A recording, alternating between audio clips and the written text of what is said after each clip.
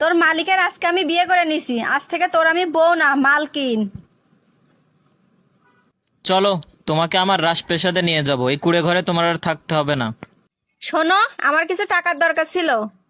কিসের জন্য চাই টাকা তোর? আগের সপ্তাহে না তোকে টাকা দিলাম? ওটা তো ঘরের খরচের জন্য দিয়েছিলে, ওটা খরচ হয়ে গেছে। আমার নিজের পার্সোনাল কিছু কাজের জন্য টাকা চাই। দিন দিন তোর ডিমান্ড খুব বেড়ে যাচ্ছে, তাই না? তোর মনে নাই তোরে বস্তির থেকে তুলে নিয়ে আসছে এখানে? বেশি কথা বলবি আবার বস্তিতে ফালাই দিয়ে আসবো। হ্যাঁ, যা কাজ কর। কি ব্যাপার, কি হয়েছে? তোমাকে এরকম চিন্তিত লাগছে কেন? আরে না, কিছু হয়নি। কি হয়েছে তুমি আমাকে বলো না। আরে না, কিছু না। কাল সকালে বাজারে গেছিলাম, যে দেখি একটা সুন্দর একটা শাড়ি ঝুলানো রয়েছে। সেই শাড়িটা আমার খুব পছন্দ হয়েছে, কিন্তু তুমি তো এখনো মাইনেও পাওনি। আরে এই ব্যাপার, ওই বিছনার নিচে কিছু টাকা রাখা আছে, তুমি ওই টাকাটা দিয়ে শাড়িটা নিয়ে নাও, যাও। না থাক, আমি পরে নিয়ে নেব।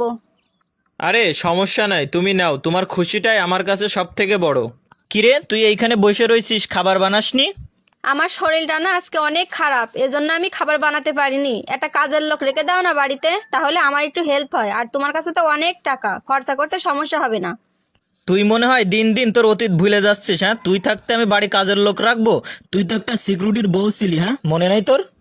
আজকের শরীরটা অনেক খারাপ লাগছে, আর ও তো বাসায় আসছে, ওর জন্য খাবার বানাতে হবে।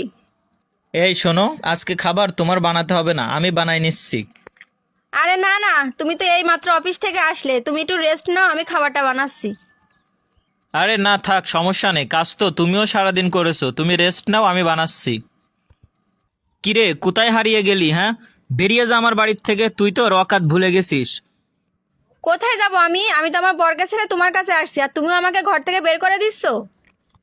তোর মতো মেয়ে আমি আর একটা নিয়ে আসবো, বুঝছিস? তোকে পেয়ে এমনিতেও আমার মন ভরে গেছে, যা বেরো আমার বাড়ির থেকে। এই শোনো, আমাকে না ক্ষমা করে দাও। আমি জানি তোমার সাথে আমি অনেক বড় অন্যায় করেছি, আর আমি যে অন্যায় করেছি এটা ক্ষমারও অযোগ্য। আজকে আমি ভুল বুঝতে পারছি, আর আমি আমার ভুলের সাজা পেয়েও গেছি। আজকে আমি বুঝতে পারছি যে তোমার মনের অবস্থা কী ছিল। প্লিজ তুমি আমাকে ক্ষমা করে দাও। তুমি না হয় তোমার ভুলের সাজা পেলে, কিন্তু আমি কিসের সাজা পেলাম? আমি গরিব বলে, আমার টাকা নাই বলে, নাকি আমি ছোট চাকরি করি বলে, নাকি আমার এই কুড়ে ঘর বলে? বলো আমাকে। তুমি জানো একটা গরিব মানুষের মান সম্মানটুকুই সব থেকে বড়। আর আমার মান সম্মান তো অনেক আগেই চলে গেছে, যেদিন তুমি আমার মালিককে বিয়ে করেছিলে।